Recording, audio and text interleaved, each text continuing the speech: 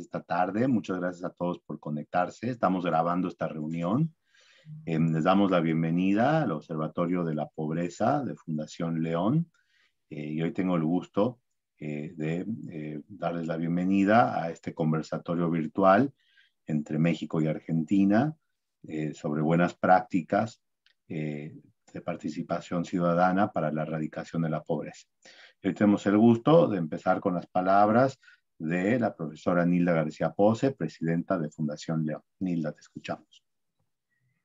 Bienvenidos a todos, un gusto verlos, como les decía recién a algunos, aunque sea dentro de un cuadrito, y de poder estar de nuevo participando de una de las actividades de la Fundación León, que hacía tiempo que yo no había podido participar por razones de salud y de cuidado. Y yo pensaba, este encuentro es para reflexionar y pensar con distintas organizaciones y con distintos representantes sobre las mejores prácticas ciudadanas para erradicar la pobreza, para combatir y erradicar la pobreza. Es decir,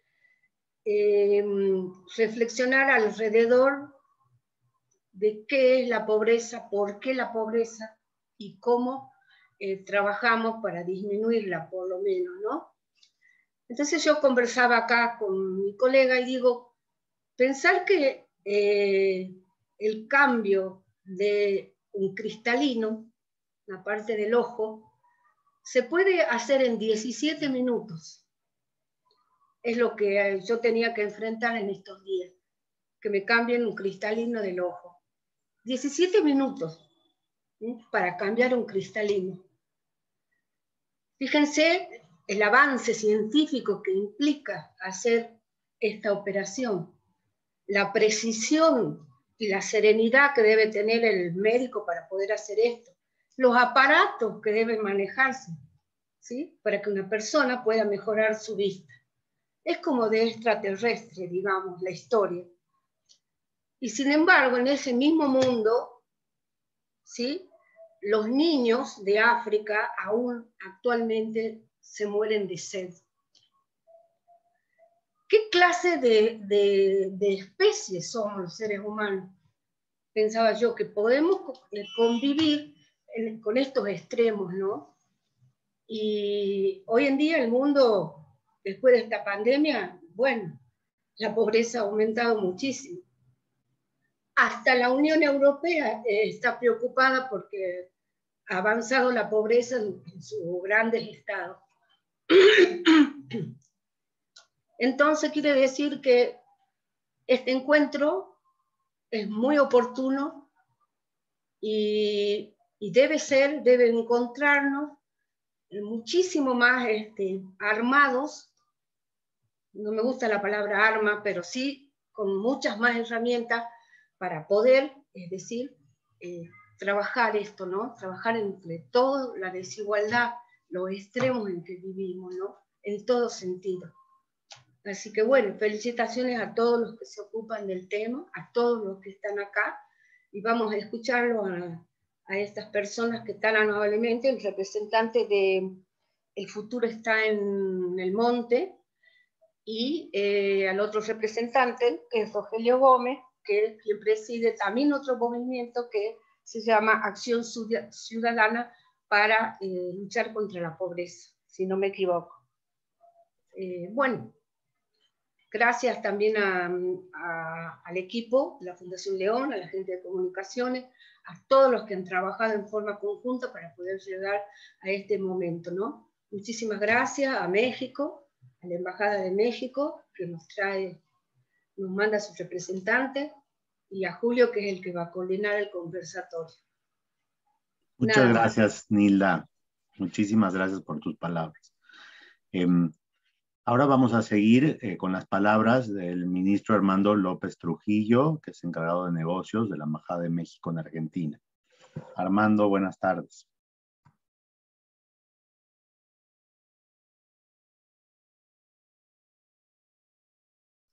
Creo que estás con el micrófono. Está muteado. Estás muteado.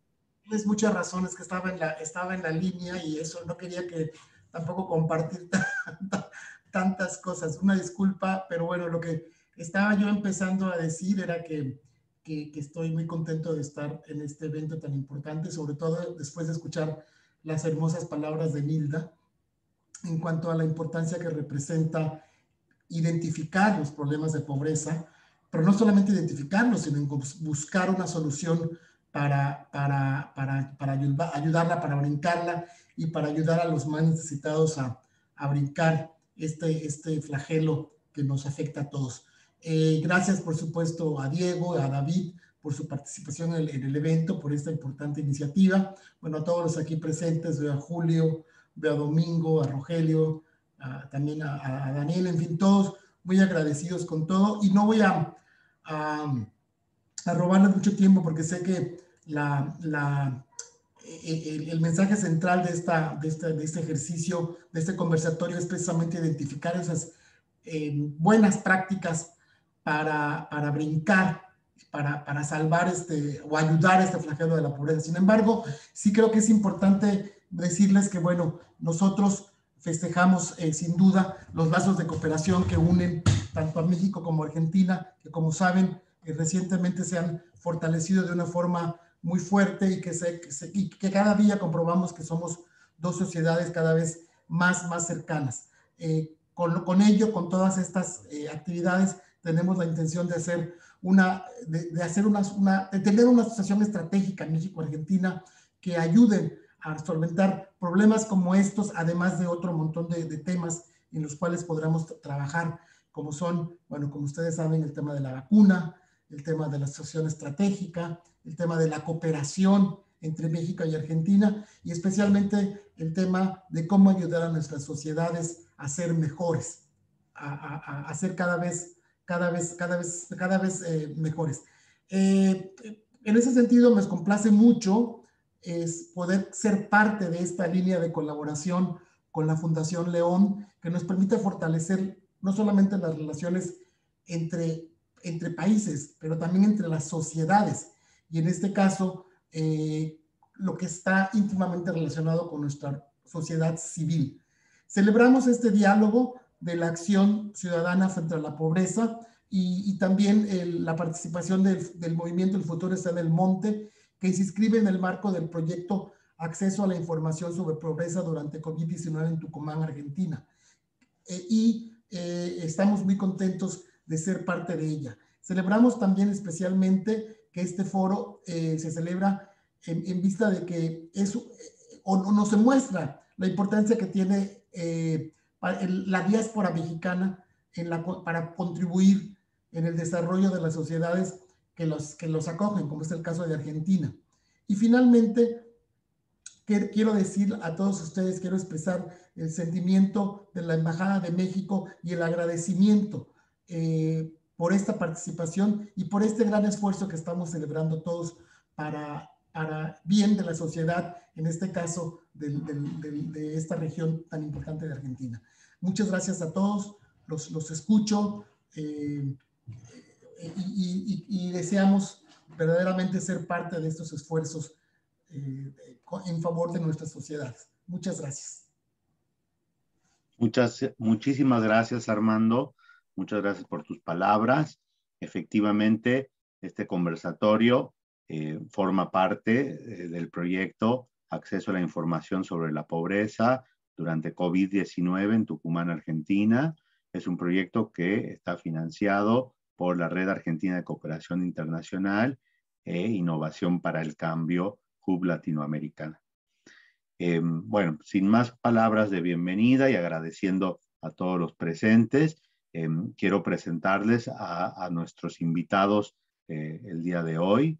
Estamos desde México con Rogelio Gómez Hermosillo. Él es el coordinador general del Frente Acción Ciudadana frente a la pobreza. La verdad que con un trabajo muy interesante que nos va a contar y toda la trayectoria de esta red de organizaciones que vienen trabajando en México muy bien. Y por otra parte, desde Santiago del Estero, Argentina, David Morelos, que trabaja y el referente del movimiento El Futuro está en el Monte. Va a moderar este conversatorio Julio Picabea, que es el coordinador del Observatorio de la Pobreza de Fundación León. Así que te dejo la palabra, Julio. Buenas tardes. Muchas gracias, Diego. Buenas tardes a todos. Yo no me voy a extender mucho, así no le robamos más tiempo a los expositores. Quiero agradecerle especialmente a los representantes de la Embajada de México en Argentina, ya que siempre han mostrado buena predisposición y están colaborando permanentemente con Fundación León, así que vaya mi agradecimiento para ellos. Agradecerle especialmente a los dos expositores, a David Morelos, el representante de la iniciativa El Futuro está en el Monte, y a Rogelio Gómez Hermosillo, de Acción Ciudadana Frente a la Pobreza. Préstenle mucha atención a ambos trabajos, préstenle atención a lo que hace la iniciativa El Futuro está en el Monte, en el Gran Chaco, promoviendo el emprendedurismo rural, y préstenle mucha atención también a la herramienta del Observatorio del Trabajo Digno, que ya les va a contar un poco más Rogelio, que es una herramienta que ha desarrollado Acción Ciudadana contra la Pobreza y que es muy, muy interesante. Mi agradecimiento también para todos los presentes, y sin perder más tiempo comencemos. La idea es que cada expositor tenga 15 minutos para hacer su presentación. Va a comenzar David Morelos, del Futuro está en el Monte, después le va a tocar a Rogelio, de Acción Ciudadana Frente a la Pobreza, y cuando finalicen ambas exposiciones la idea es que haya un espacio de 10-15 minutos para sacarnos dudas y poder preguntarles a cada uno de los expositores. Así que David, te paso la palabra y nuevamente gracias a todos. Bueno, muchas gracias, Julio. Un gusto estar frente a ustedes. Les agradezco mucho esta oportunidad. Si me permiten irme presentando mientras les comparto pantalla, así les hago un breve recorrido de lo que vengo haciendo y venimos trabajando con esta iniciativa del Futuro está en el Monte. No sé si ahí ya están viendo mi pantalla. Se ve perfecto, David. Bueno, voy a comenzar desde el principio un poco. Bien, perdón por este recorrido atrás.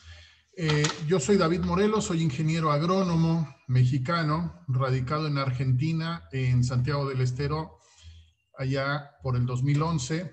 Empecé a hacer algunas actividades aquí y en el 2013 empiezo a desarrollar algunas participaciones en un proyecto para una organización, una ONG que se llama ACDI, que es la Asociación Cultural para el Desarrollo Integral. Esta tiene sede en Santa Fe, sin embargo, llevamos a cabo trabajos de desarrollo humano en 10 provincias de Argentina, Bolivia y Paraguay, acompañando a muchas personas y muchos emprendimientos gracias a varias decenas de colaboradores, voluntarias y voluntarios y 25 organizaciones en las áreas de educación, trabajo y ambiente, ¿no? ACDI es socia fundadora de otra fundación llamada APSI. No voy a hablar mucho de ella en este momento. Esta es la presencia que tiene APSI en América Latina. ACDI tiene trabajo en cuestiones de ambiente, de trabajo y de educación. Somos, fuera de este PowerPoint, dicho por mis palabras y la de algunos compañeros, somos una red de profesionales de distintas áreas y más que colaboradores, hoy somos amigos. Formamos una amistad, como le llamamos nosotros, una amistad productiva. Dentro del área de ambiente que trabaja ACDI se desarrolla la iniciativa El Futuro está en el Monte, ¿no? También trabaja otras áreas otras iniciativas dentro de esta área, Alma Nativa, Gran Chaco ProAdap. Bueno, El Futuro está en el Monte es una iniciativa que trabaja en conjunto con otra fundación muy importante, de la cual ya me siento familia yo también, que se llama Fundación Gran Chaco. esta iniciativa del Futuro está en el Monte tiene su lugar de acción en un lugar muy bello, extenso, que llamamos el Gran Chaco Americano.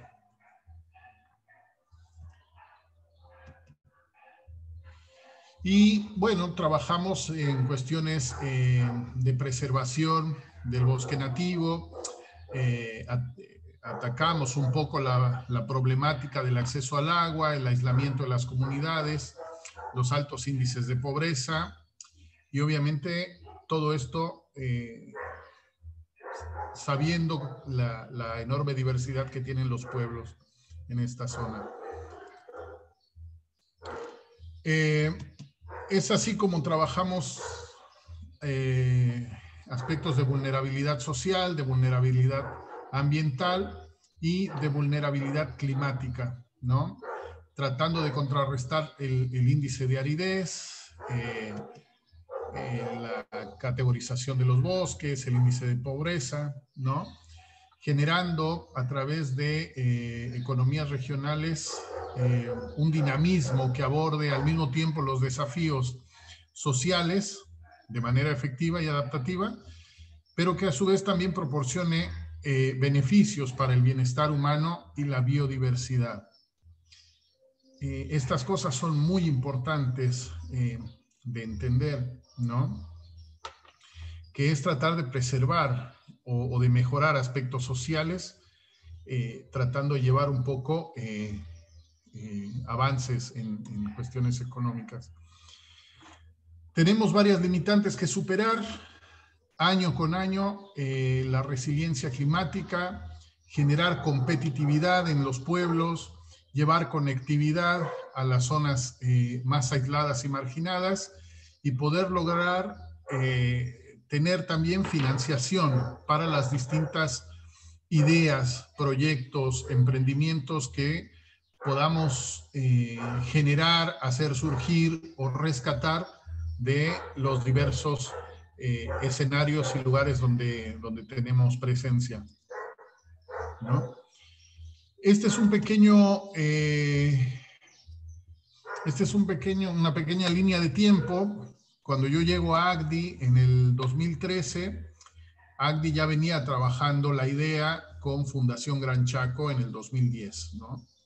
En ese inter del 2010 al 2015 yo me sumo a un proyecto para la puesta en funcionamiento de una fábrica de quesos de cabra en el sureste de Tucumán. Y desde el 2013 no he parado de trabajar. Mi área de trabajo es la producción caprina en condiciones de monte. Toda la gente que vive en los territorios rurales del Gran Chaco tiene cabras. Entonces, alrededor de la cabra hay una cultura de vida que nos remonta a cuestiones ancestrales importantes.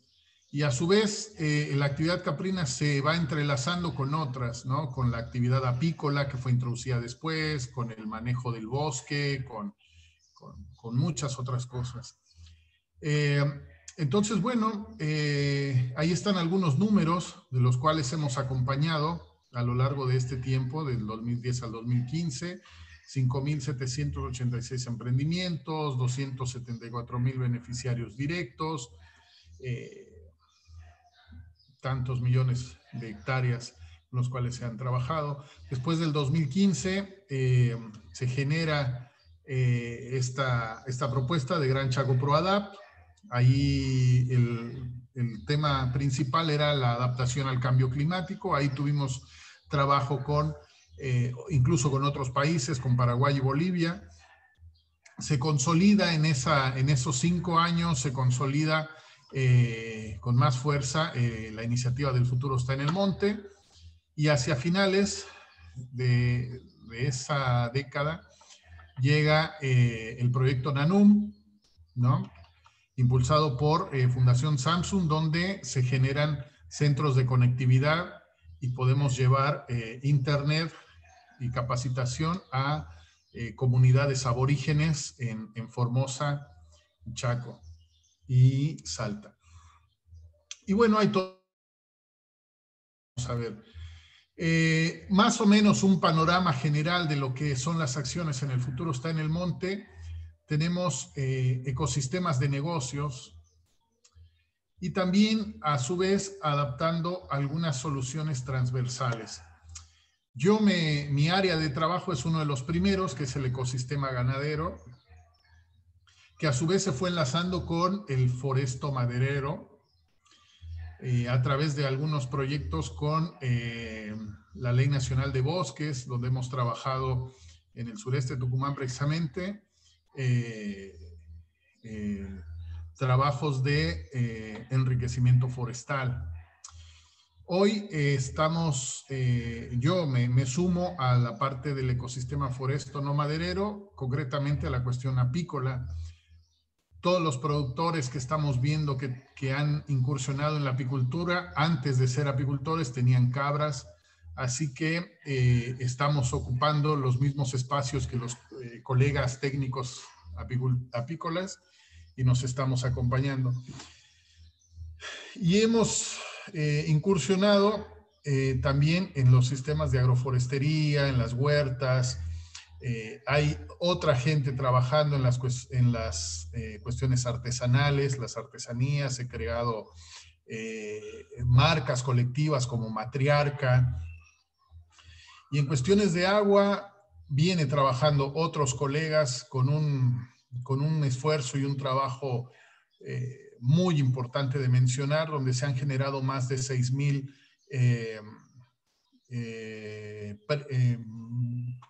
presas captadoras de agua en diferentes partes del territorio del Gran Chaco.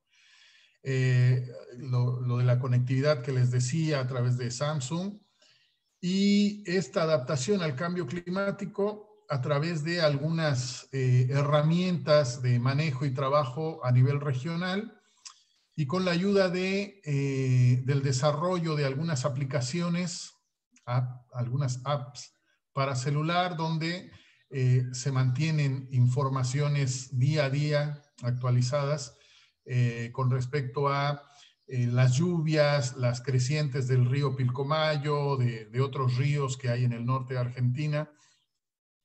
Y bueno, con Fundación Banco Nación hemos generado algunos accesos a créditos blandos, accesibles, y bueno.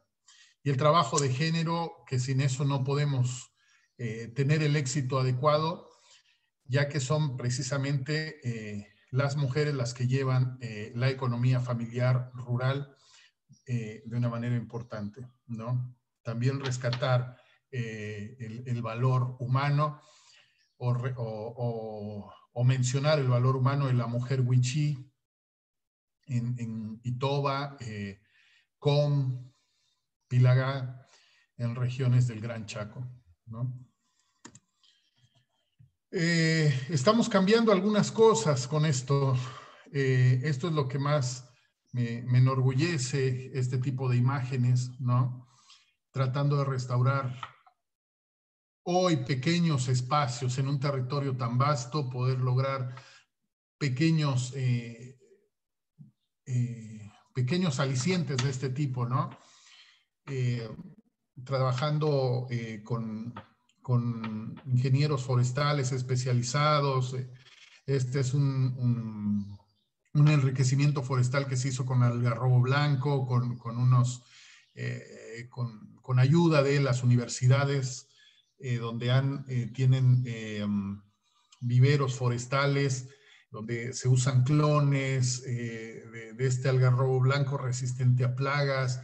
Cuando lo ponemos mejora notablemente el suelo, surgen variedades de pastos que pueden pastorear las cabras, las vacas, en fin.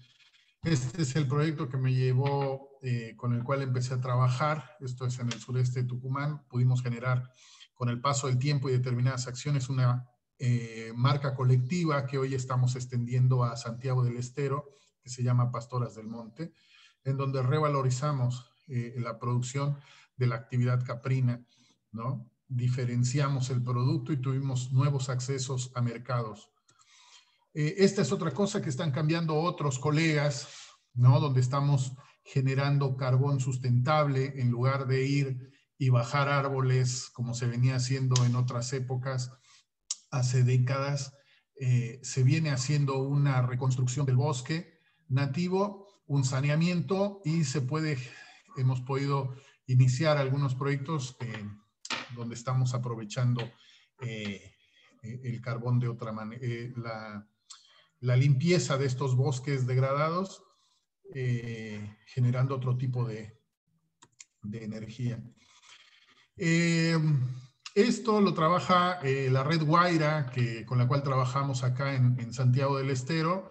Se trabaja la producción de miel orgánica y se ha logrado exportar a varios países en Europa. Y en Francia es donde están tomando esta miel y renombrando como Bees for Hope. Esta es parte del trabajo en Formosa. Esto es parte de las actividades de Matriarca, los colorantes naturales, las fibras provenientes del jaguar y las confecciones que hacen las mujeres aborígenes en esa zona. Esto nos ha permitido el rescate cultural de muchas comunidades.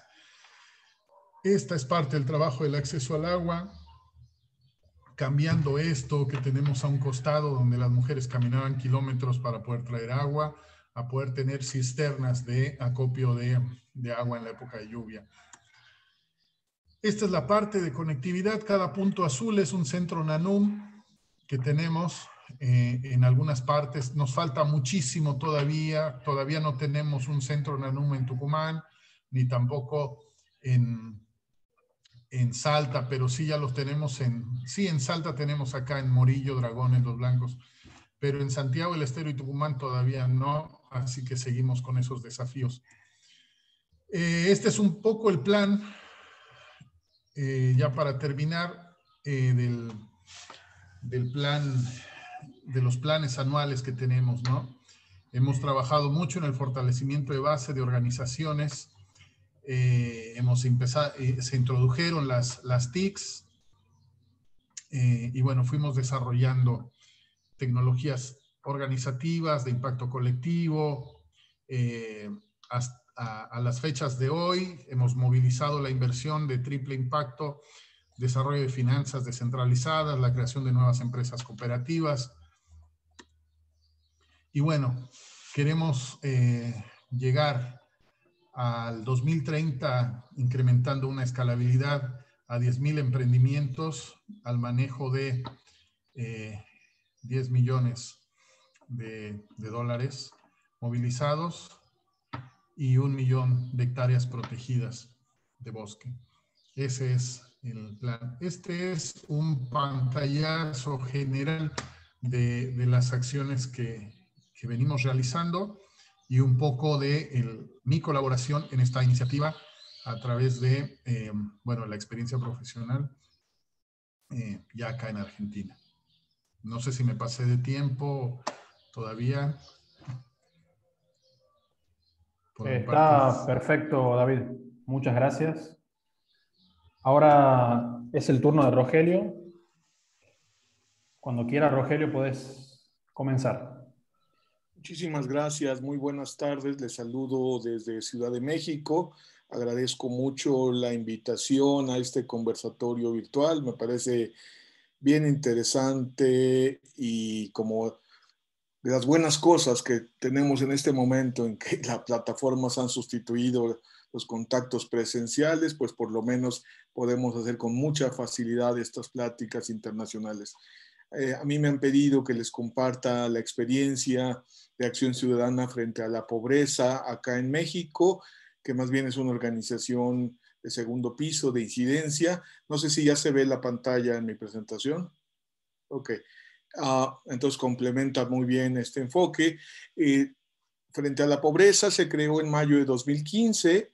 Vamos a cumplir 6 años en unos días. Tenemos un comité coordinador con un conjunto de las principales organizaciones de diferente perfil y tipo, desde tanques de pensamiento, organizaciones de acción y redes que participan en la instancia directiva de la organización.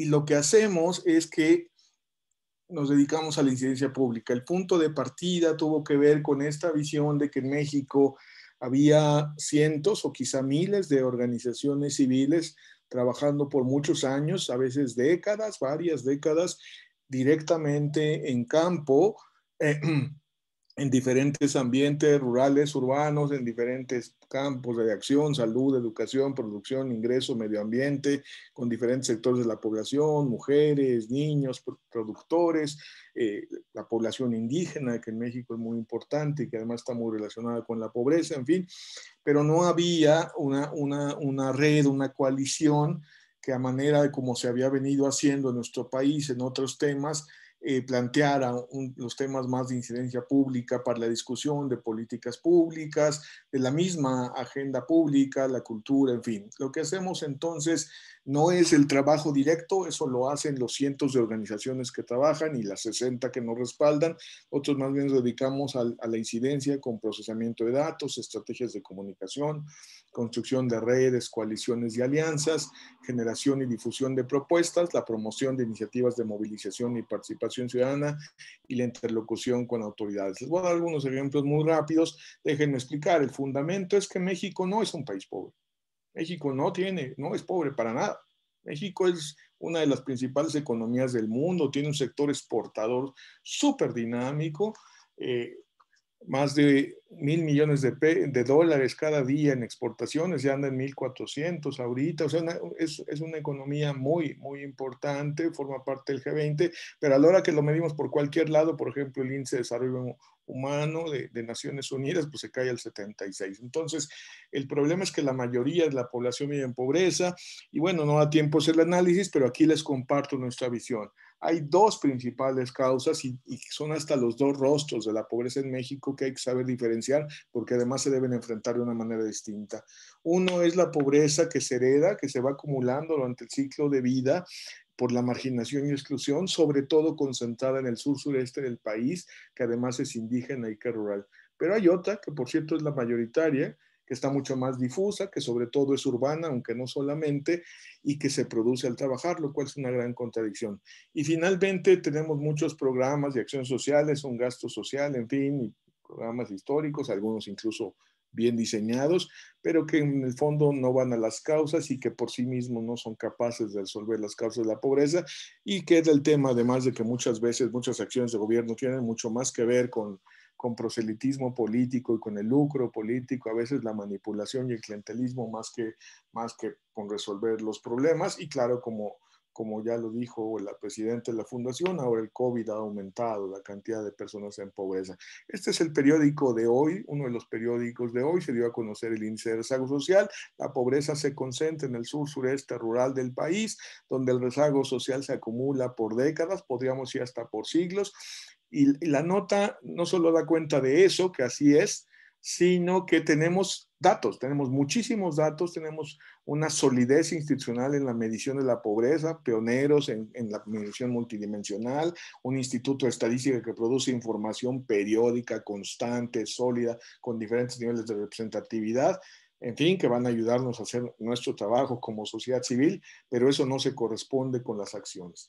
Fíjense, en la medición multidimensional de la pobreza, además de dar un dato de cuánta gente vive en pobreza, nos da los datos de cuáles son las dimensiones, el ingreso, la salud, la educación, las condiciones, la vivienda, la alimentación, que están detrás, digamos, o cómo se comportan las incidencias de las variables separadas, de las diferentes dimensiones.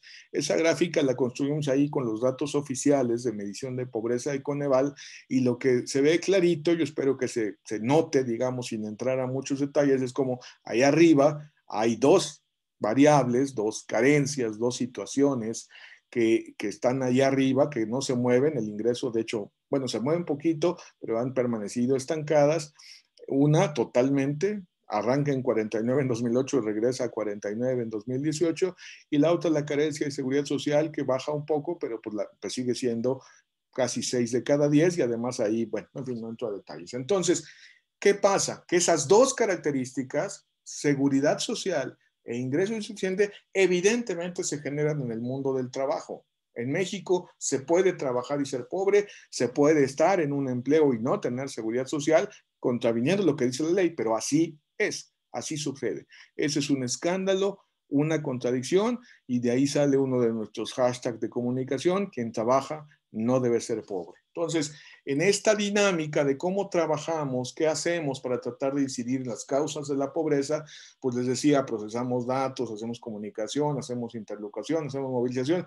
Entonces, me comentaba Julio que el Observatorio de Trabajo Digno le parecía muy innovador. El observatorio es un conjunto de indicadores que emanan del derecho al trabajo como está conceptualizado en las declaraciones de derechos humanos internacionales, básicamente en el Pacto Internacional de Derechos Económicos, Sociales, Culturales de 1966, que México suscribió desde los 70s y que pudimos ratificar en los 80s, y que bueno, es un referente, el derecho al trabajo. Le llamamos trabajo digno, la OIT le dice trabajo decente, para nosotros es exactamente lo mismo.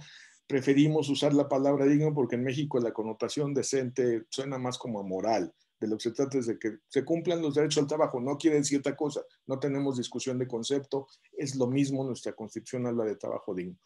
De ahí sacamos entonces un conjunto de indicadores, el primero de los cuales evidentemente es no tener trabajo, el desempleo, no tener ingreso suficiente para comprar una canasta familiar, es decir, 2 canastas básicas para una persona que trabaja, no tener seguridad social, estar subocupado, no tener contrato estable, no tener afiliación sindical, y tenemos la fortuna de que nuestro Instituto de Estadística produce un informe, un estudio, la Encuesta Nacional de Ocupación y Empleo, que nos permite actualizar este observatorio. Ahora, lo que hacemos con ese observatorio en realidad es obviamente presentar los datos, pero lo que hacemos es mover la agenda de trabajo digno, tratar de alertar, digamos, cuáles son los problemas del trabajo digno. Si ustedes entran a nuestras redes sociales y ven las imágenes, ahí se van a dar cuenta que este tipo de muestra que les puse aquí, solo 3, que además no son recientes, más bien son como cuando empezamos, es a lo que nos dedicamos, a tratar de colocar en la opinión pública, en el ambiente, digamos, social y de la ciudadanía,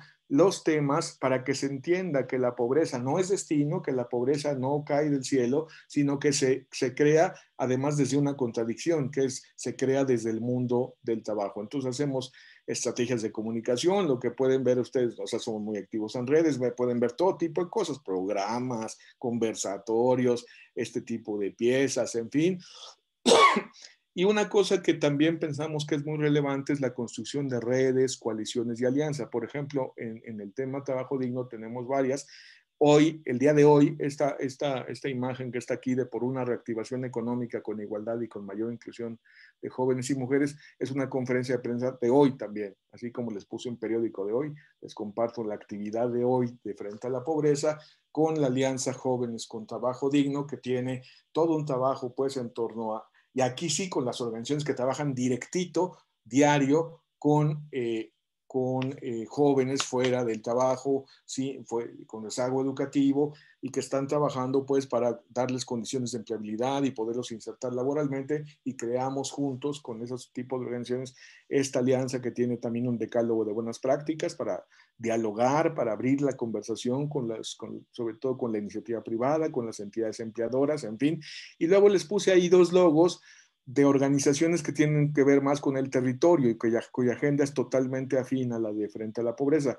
Una está en un estado del sur del país, que es Guerrero, uno de los estados más pobres del país, donde está, por ejemplo, no sé si han oído hablar de Acapulco. Bueno, Acapulco es el puerto, destino turístico del estado de Guerrero. Es el estado donde fue la masacre de Ayotzinapa, ¿no? Donde mataron a esos estudiantes hace ya 10 años, 11. Y bueno, en fin. Y esta que se está recién creando en Guanajuato, que es la parte central del país, que es una zona muy industrial, pero que también tiene altos índices de pobreza, porque hay una pobreza que sale del trabajo, que es no más pobreza Guanajuato, que apenas se está creando.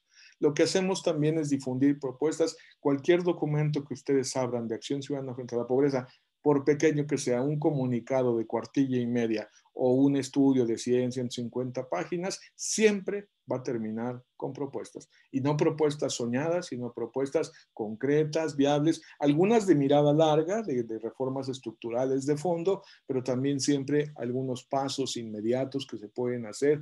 Aquí les puse nuestros 3 más recientes informes especiales, de México sin Pobreza, es donde está toda nuestra narrativa y los datos más recientes sobre por qué en México hay pobreza, cuáles son las causas. Ahí sí se explica con más calma y con muchos datos, y lo hicimos para el Día Internacional de la Erradicación de la Pobreza, que es en octubre 17, para octubre 17 de este año. Hicimos un informe sobre mortalidad, evidentemente con el COVID, pero en relación con todas las fallas del sistema de salud.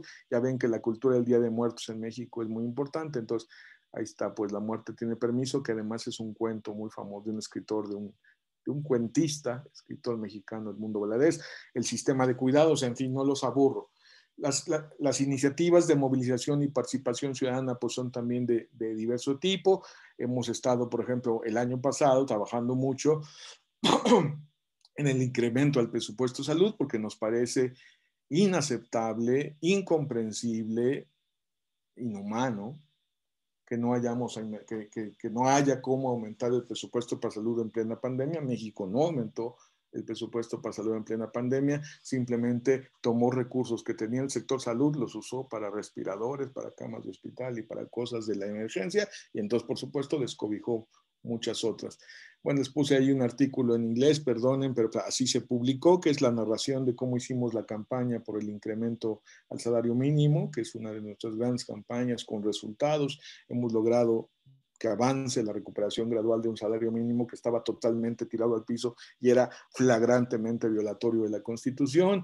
Una campaña que hicimos en la elección de 2018 contra la presión a la gente pobre, el lucro político frente a la pobreza, contra lo que llamamos compra o coacción del voto, o una ahí más chusca de unos anuncios que publicamos en los avisos de ocasión, estos avisos de empleo en los periódicos, en los medios impresos, el que más se usa para trabajos sencillos, en donde buscamos diputados que se atrevieran a poner medidas de transparencia en el presupuesto. Son algunas de este tipo de acciones de movilización, y por supuesto tratamos de estar en diálogo con quienes toman las decisiones, con las autoridades. Somos una organización propositiva, podemos ser muy críticos, pero no estamos en lógica de confrontación. Lo que queremos es que haya acuerdos frente a la pobreza. Digo, esa imagen ahí pues no dice mucho, pero es el presidente de la Comisión Nacional de Salarios Mínimos, que es una entidad pública de la Secretaría del Trabajo con representación patronal. La foto de abajo es el principal sindicato empresarial de México, la Confederación Patronal de la República Mexicana. La otra es una reunión de la Comisión Nacional de Gobernadores, y la otra justo ese es el Consejo del Coneval. Bueno, eso fue hace como un año, ya no sé si son los mismos, pero es esta relación que hay con las instituciones públicas en materia de pobreza y desigualdad. Entonces, básicamente, quizá fue muy rápido, pero pues quería darles una prueba. Julio me insistía, podemos hablar del observatorio más cuáles son los indicadores, cuáles son los datos, cómo se usa, pero esa es la idea. Lo que somos es una organización de incidencia frente a la desigualdad y pobreza, mostrando la capacidad de una sociedad civil que es propositiva, que es plural, tenemos diferentes posiciones al interior, creativa, persistente, ¿no? Y que trata de generar, digamos, movilización, participación, conciencia ciudadana e incluso lo que podría ser un cambio cultural. Ahí están nuestros contactos en la web y en las redes sociales, y ahí pueden ver los materiales, los estudios, los análisis, las campañas de lo que hemos estado haciendo. Realmente les agradezco. Me encanta. Hay muchas organizaciones en México, bueno, no sé si muchas, hay varias organizaciones en México que podrían tener un diálogo muy fructífero con lo que están haciendo ahí en el Monte Nuestro, que sí, claramente, ¿no? Hay una que recuperó también zonas totalmente desertificadas en el sur de Puebla, en Tehuacán, en fin, todo. Hay una gran similitud con los esfuerzos compartidos. Me da muchísimo gusto y estoy a la orden para preguntas. Muchas gracias, Rogelio. Bueno, muchas gracias a ambos expositores. Ahora vamos a abrir un espacio de 10 minutos de preguntas, así que si alguien tiene alguna duda o quiere preguntar acerca de alguna cuestión de cualquiera de las dos exposiciones, puede hacerlo a partir de este momento. ¿Puedo, Julio? Sí, por supuesto. La pregunta es para Rogelio. ¿Han identificado ustedes la falta o la insuficiente educación como un factor que limita el acceso al salario digno? Y si eso es así, ¿tienen algunas acciones específicas relacionadas con resolver ese tema?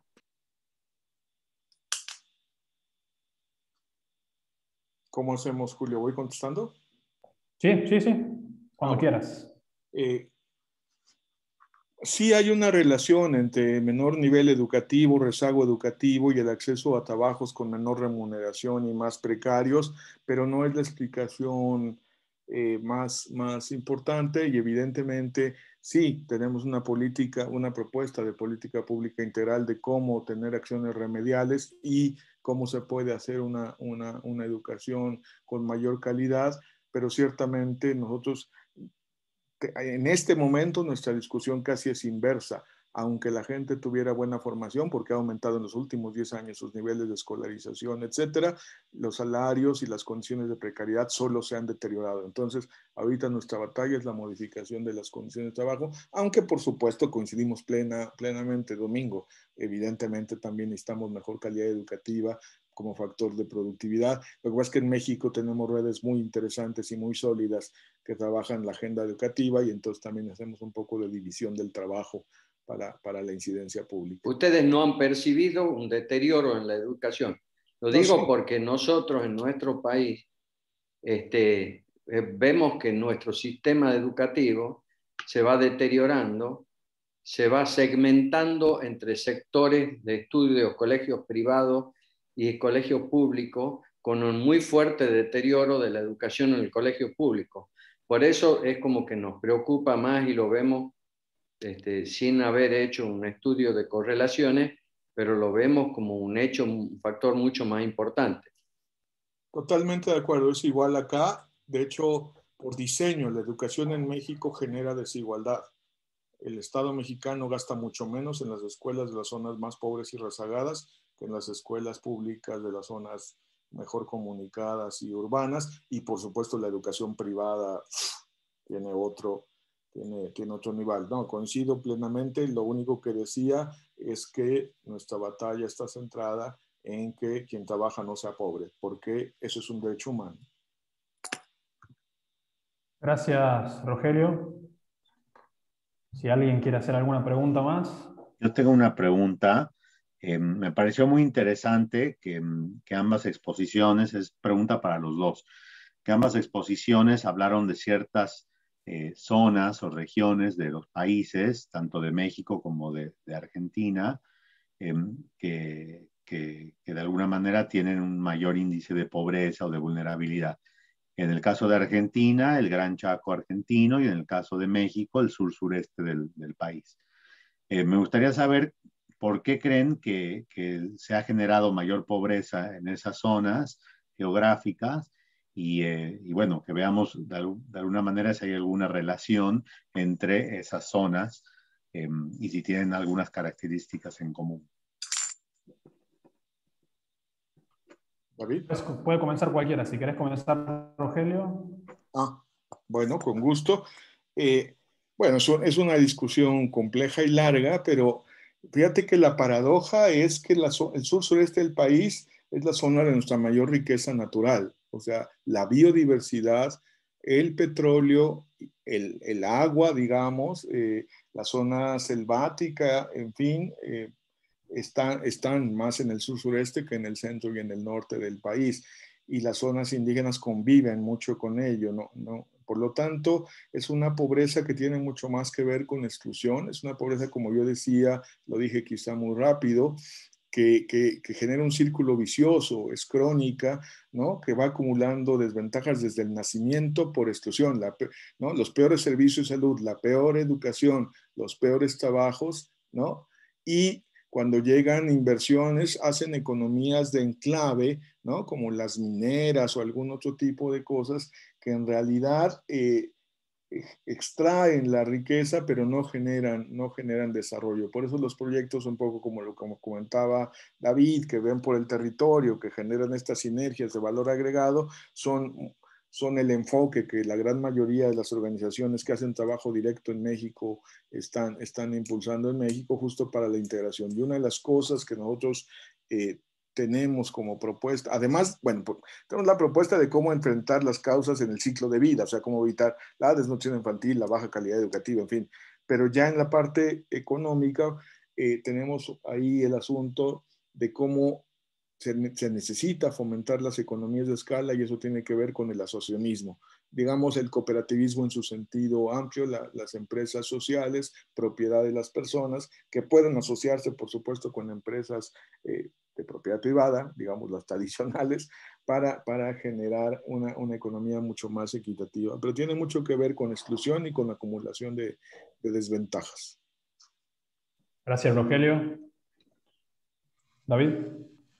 Bueno, yo me siento un poco, me parece una pregunta muy difícil de contestar para mí, contestar de la mejor manera, así que lo que voy a hacer es una apreciación personal. Yo no soy argentino por nacimiento, carezco en gran medida de una educación histórica, geográfica, que no llevé acá, ¿no?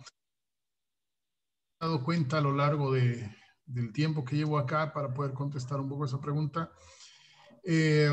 Sabemos que Argentina es un país de mayormente su población son inmigrantes de diversas partes y se fueron acomodando en el centro sur del país, ¿no? He notado que es muy marcada las comunidades y las familias con determinados apellidos en el sur y en el norte. Y la región donde está geográficamente más marcada esta pobreza es una región de donde han extraído los recursos, ¿no? Cuando los ingleses llevaban para los durmientes, extraían mucha madera y todo, bueno, todo era del Gran Chaco, pero se llevaban, no dejaban nada. Los lugares donde se asentó la gente para producir las grandes haciendas, las grandes estancias, fueron Córdoba, Santa Fe, La Pampa. Entonces se generó todos esos recursos, a través de esos recursos se generó riqueza, ¿no? El petróleo está ubicado en el sur del país, las empresas, la empresa petrolera nacional y hoy las fábricas están situadas en esa zona. Me acuerdo en una ocasión que estaba viendo un programa de televisión que no acostumbro, pero que me llamó mucho la atención ese detalle. Era un programa donde había panelistas y de repente había público en ese programa y alguien le dijo, a ver, vamos a preguntar a alguien del público. Vos que no sos argentina, le dijeron a una persona que estaba en el público con características fisonómicas, una persona morocha o morena, de estatura media, baja, dijeron, vos que no sos argentina, ¿qué te parece? No, sí soy argentina, dice, soy de Jujuy, le dice. No, pero vos sos de Bolivia, pero emigraste a Argentina. No, fíjate, porque así somos los argentinos en el norte. O sea, terrible, terrible, terrible que en provincias o en ciudades como Buenos Aires algunos aspectos, ¿no? Entonces, si no se reconoce, no se identifican, no se apoyan, está demasiado centralizada.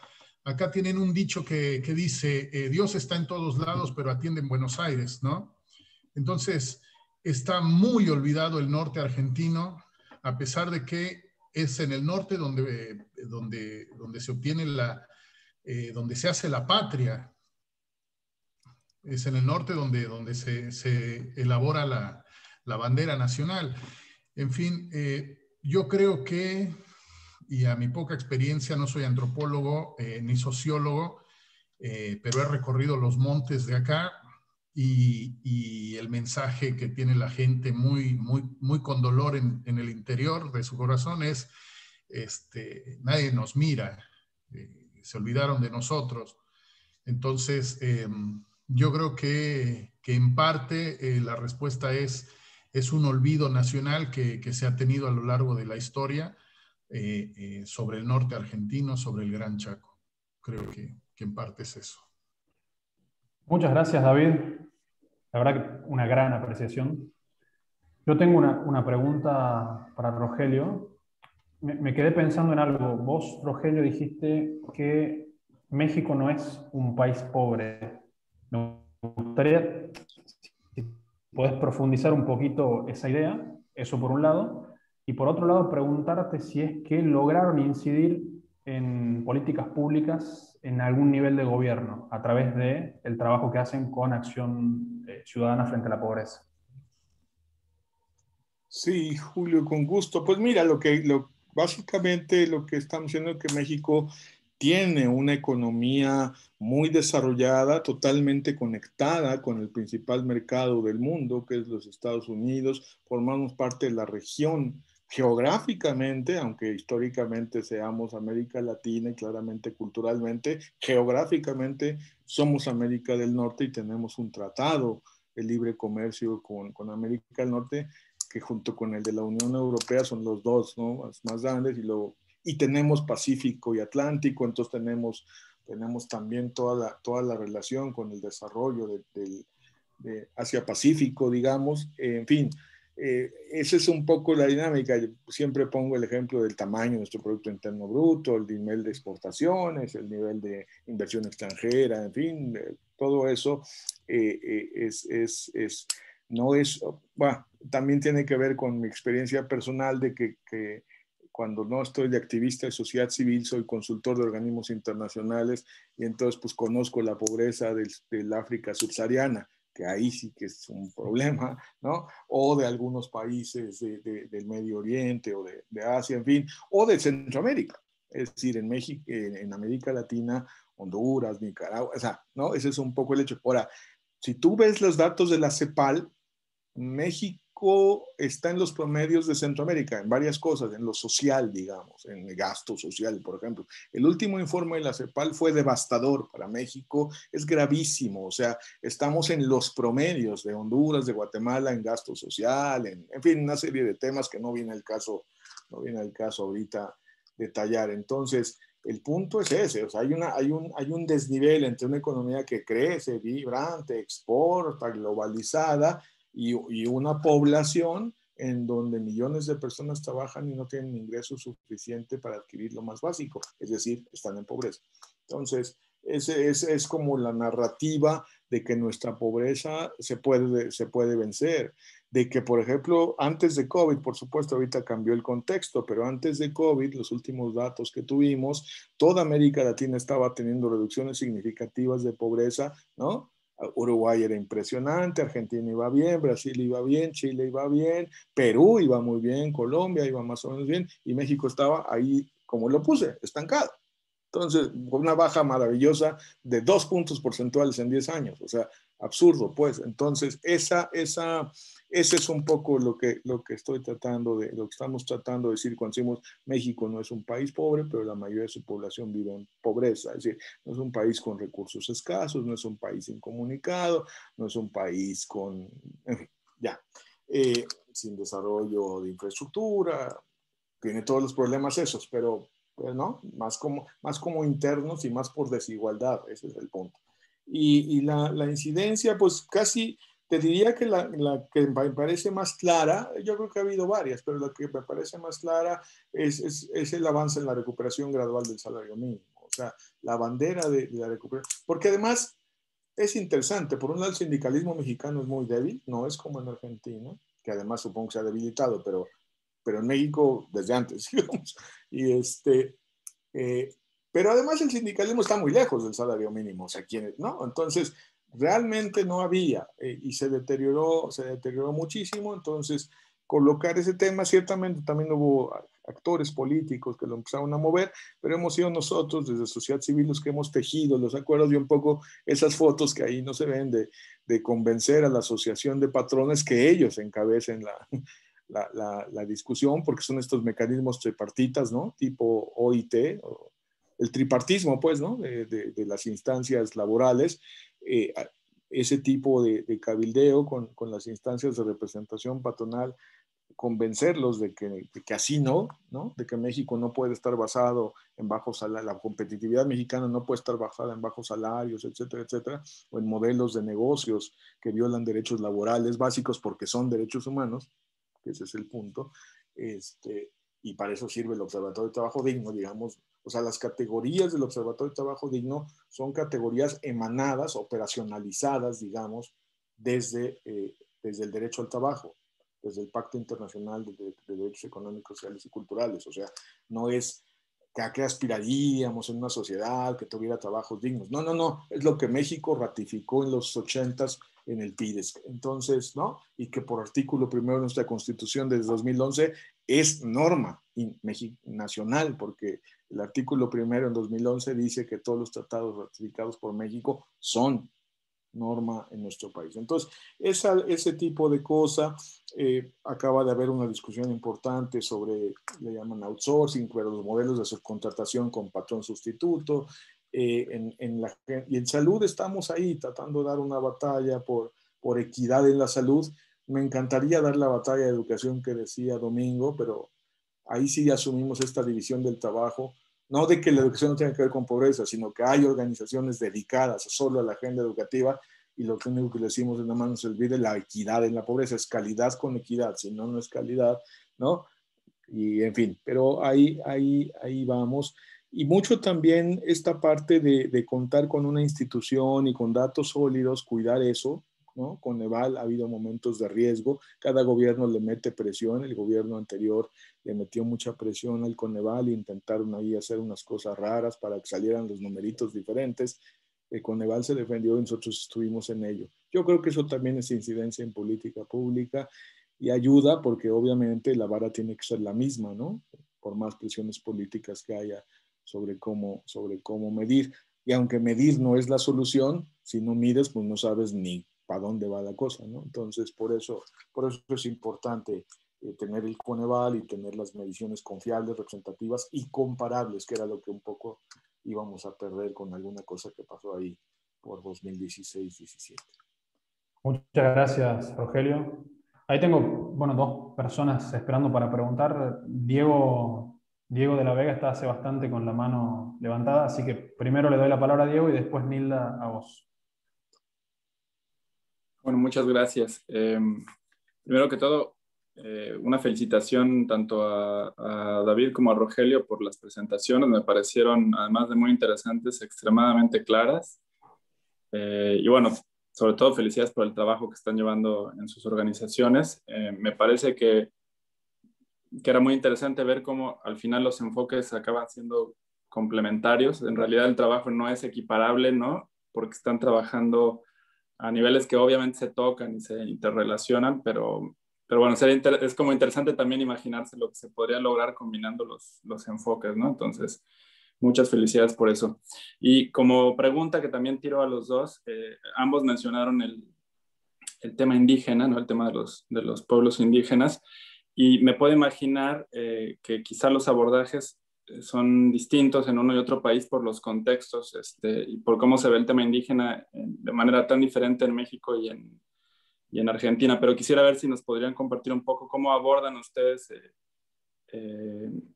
las problemáticas que tienen los pueblos indígenas, ¿no? Pensando sobre todo en la importancia que tienen las matrices culturales de nuestros pueblos originarios para concebir la idea de desarrollo, ¿no? Que no necesariamente es la de los estados nacionales, ¿no? Entonces, si pudieran, nada, darnos algunos pincelazos, ya sé que es como de tesis doctoral la pregunta, perdón, pero si pueden dar algunas pinceladas de cómo se aborda desde sus organizaciones, ¿no? Sería muy interesante. Gracias. Le vamos a dar la palabra a David para que comience y después, Rogelio, seguís vos. Bueno, me parece muy, muy necesaria esta pregunta, Diego. Yo iba a pedir la palabra para precisamente tocar el tema, porque se me hace muy curioso, bueno, muy interesante lo que presentó Rogelio, ¿no?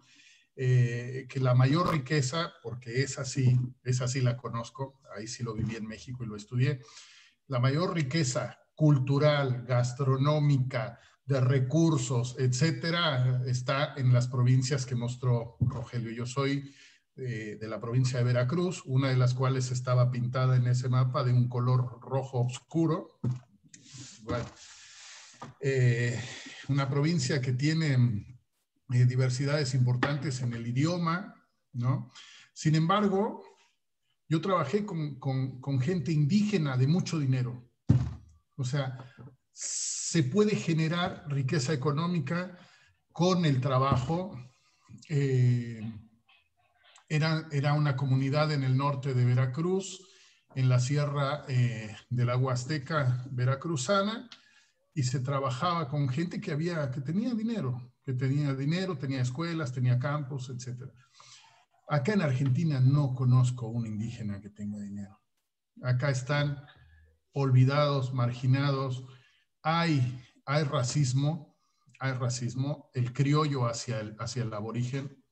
Viven a la par en el impenetrable chaqueño, y yo no conocía el impenetrable. Le preguntaba yo a la gente, ¿y por qué le dicen impenetrable? Dice, bueno, por la espesura del monte, etcétera, etcétera. Cuando me tocó ir a realizar una promoción de la red caprina que estábamos lanzando, de repente me encuentro con que eran 2 horas por una huella de vehículo, no había camino, no había nada, y era andar, bajar, machetear el camino y seguir andando. Y mira que yo anduve en comunidades indígenas en México y no era tanta la desolación. Y yo preguntaba, ¿pero acá vive gente? Sí, acá vive gente. Yo egresé de una universidad agraria en México, la Universidad Autónoma Chapingo, donde conviví con compañeros bilingües de Oaxaca, de Tabasco, de muchos lugares, pero no estaba preparado para ver tanta desolación. Y cuando al fin llegamos a los parajes, yo esperaba ver a los indígenas. Y no trabajamos con las comunidades criollas. Y cuando le digo, bueno, pero dime, ¿dónde están los indígenas acá? Y me dice, ahí va uno. Pero era ver un ente caminar en medio del monte, totalmente abandonado, casi despojado de cuestiones de humanidad básica, ¿no?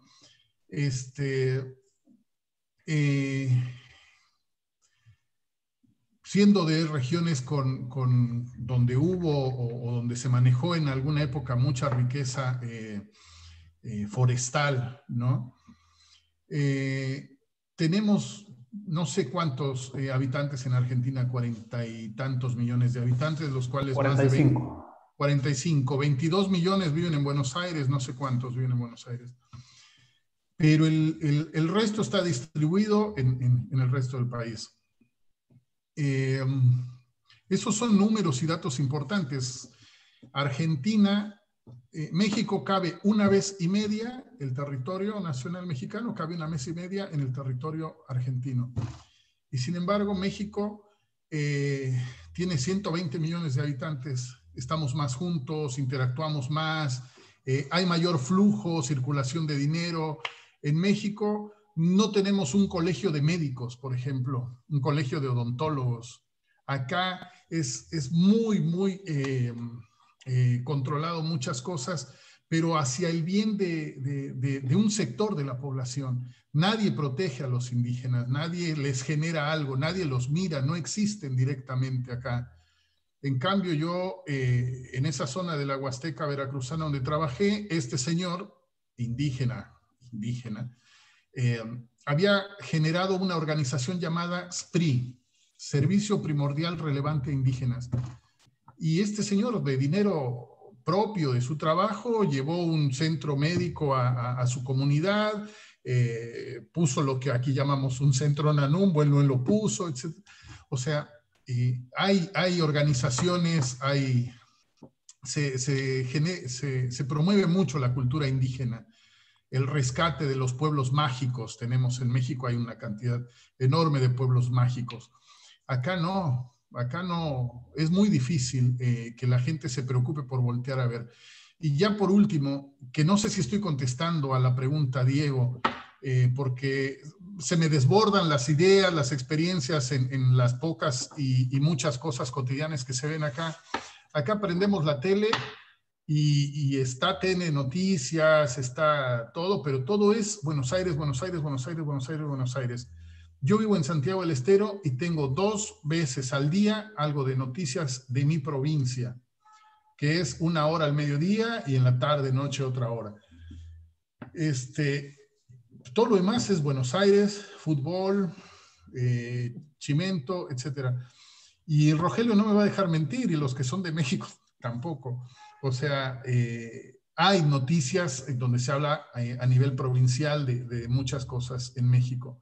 Acá está muy centralizado todo, y el indígena, las comunidades indígenas están muy rezagadas, muy olvidadas, y la gente se siente muy avergonzada de decir soy descendiente de indígenas. O sea, no es algo que se diga por orgullo, ¿no? En México vive otra época, vive otro momento. Acá desgraciadamente es un trabajo que tenemos que seguir haciendo, ¿no? El fortalecimiento de las identidades indígenas y aborígenes. No sé si contesté, discúlpame, Diego, me desvié. Gracias, David. Muchas gracias. Rogelio. Bueno, yo creo que lo que dijo David habla de los dos países. Yo entonces nada más contestando un poco a Diego. Mira, yo creo que el tema indígena tiene muchas aristas. Desde una perspectiva analítica de los datos de pobreza, lo que muestran es que, y son datos oficiales, pues, es que la población que se reconoce indígena en México o que vive en comunidades hablantes indígenas es la que tiene mayor carencia y mayor pobreza del país por mucho. O sea, el desnivel, digamos, comparativo de carencias y pobreza entre, por ejemplo, indígenas, no indígenas, es grandísimo. Tiene que ver con exclusión histórica, tiene que ver con discriminación. Muchas comunidades indígenas y pueblos en realidad están muy aisladas. Hay una lógica de aislamiento muy, muy fuerte y de concentración de los activos en unas cuantas manos, que es muy compleja. Entonces, eso sigue siendo la realidad. Yo creo que en 1994 el levantamiento zapatista le hizo mucho bien a México como momento de reconciliación conflictiva y muy compleja, un año muy duro en muchas cosas, pero culturalmente fue bueno, fue un momento en que se sacudió la conciencia nacional y creo que por lo menos en parte se revirtió, bueno, se volvió por lo menos inaceptable o quedó claro que muchas expresiones como la misma palabra indio, dicha así, es discriminatoria. Los indios está bien porque esa es su identidad y, en fin, por lo menos se volvió políticamente incorrecta, aunque sigue habiendo mucha discriminación. Y tres, para no alargar mucho, nosotros tratamos de colocar temas, propuestas viables, decía yo, de corto plazo para grandes problemas estructurales que van, por supuesto, mucho más allá que esa situación. El ejemplo del salario mínimo es eso, no es que el salario mínimo resuelve todo, pero es una manera de decir, eso muestra exactamente el problema de trabajar y ser pobre. No que resolver el salario mínimo se va a resolver toda la problemática laboral, no, pero ahí está concentrado. En el caso indígena, nosotros encontramos que es un poco lo que ahorita estaba comentando David y que yo lo mencioné muy de pasada, es el cooperativismo, son las empresas. Las empresas sociales de México, la mayoría están formadas por indígenas. El sector exportador de café orgánico de México, los primeros 15, 20 años, fueron asociaciones productivas de indígenas, ¿no? En Chiapas, en Oaxaca, en la Sierra Norte de Puebla, la Tosepan, en Veracruz, de donde es David, ¿no? En fin, y ahora eso pues hay más en diferentes lados, pero evidentemente todavía son pequeñas islitas en un mar de necesidad, es decir, son cientos de miles de personas, hay capital, se está moviendo la cosa, son proyectos muy exitosos, pero todavía evidentemente son una minoría, lamentablemente, porque sigue predominando la exclusión y la economía de enclave. Yo ahí lo dejaría en un tema que es largo y muy, muy interesante. Tenemos una deuda como país, tenemos una deuda histórica con la población indígena y es una deuda que tiene que ver también con discriminación y exclusión. No solo, pero también. Muchas gracias, Rogelio.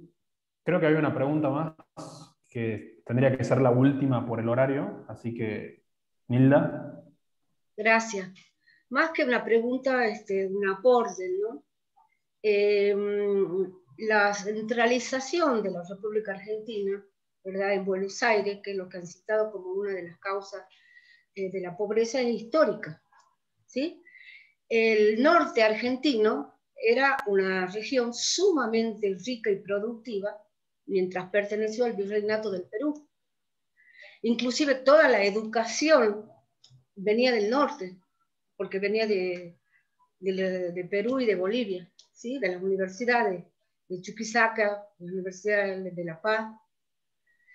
Y la gran desgracia de este país ha sido el virreinato del Río de la Plata, porque entonces ahí, ¿verdad? Ya no se hace el camino como era hacia el norte, uniendo toda América, sino se hace la cosa saliendo al mar, cosa que aprovecharon al crear los Borbones, el virreinato del Río de la Plata. Los que se benefician son los ingleses, porque termina el monopolio comercial de los Borbones.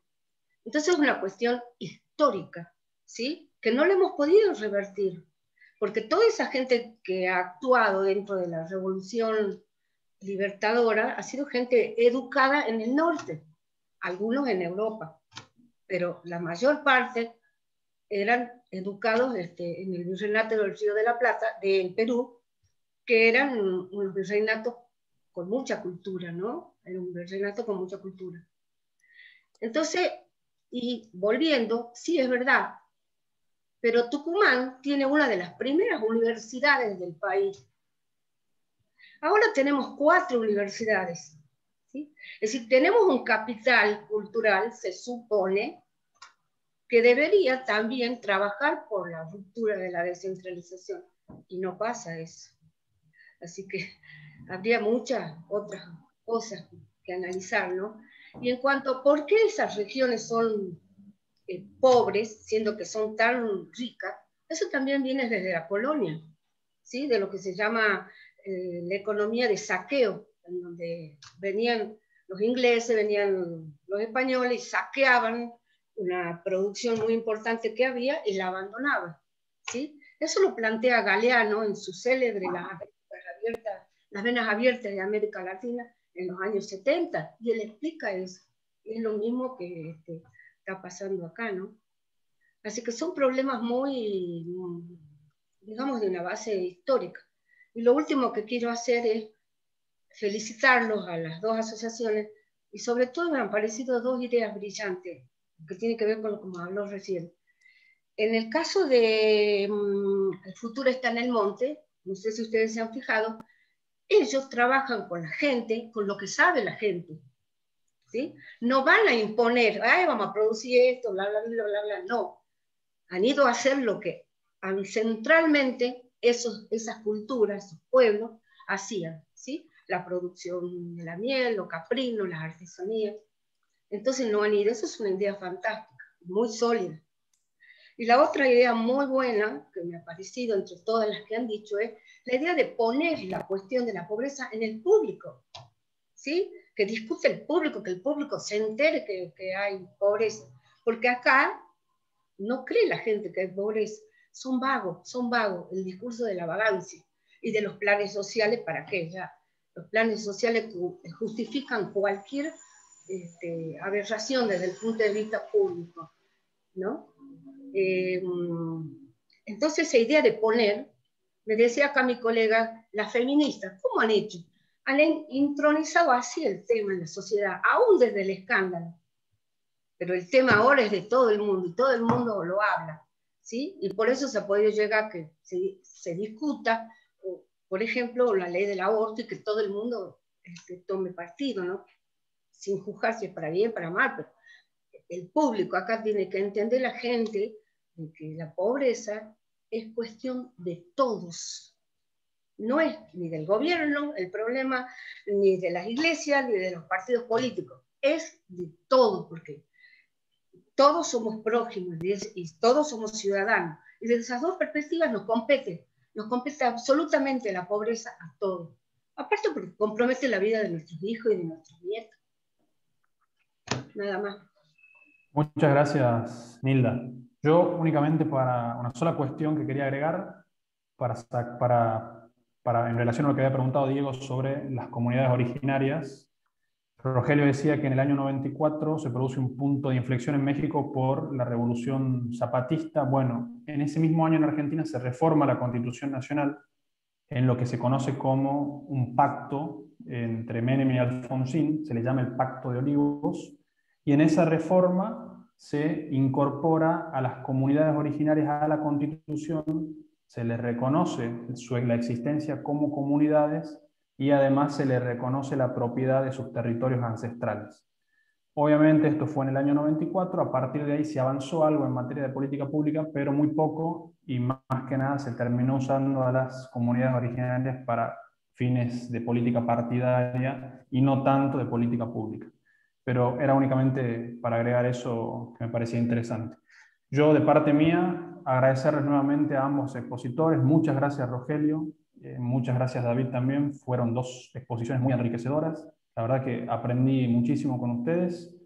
Gracias a los representantes de la Embajada de México. Gracias, Diego. Ya te paso la palabra. Gracias, Nilda. Y gracias a todos los asistentes. Muchísimas gracias, Julio. No quiero robarles más tiempo. Simplemente expresarles un deseo que tiene que ver con lo que dijo Nilda en sus palabras finales, que me parece que tienen que ver con toda la exposición de David y de Rogelio, a quienes agradezco muchísimo, y a la Embajada por habernos acompañado a organizar este encuentro.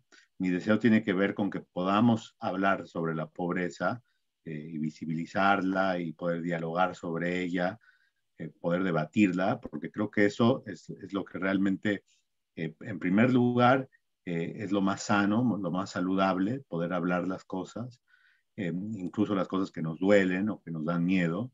Y por otra parte, creo que es la única forma de poder solucionar, poder hablar sobre esto. Y justamente de eso se trata el Observatorio de la Pobreza, de Fundación León y muchas otras iniciativas que se parecen y que nos acompañan. Así que les doy las gracias a todos. Muchísimas gracias por acompañarnos, tanto desde México como en Argentina. Muchas gracias y buenas tardes.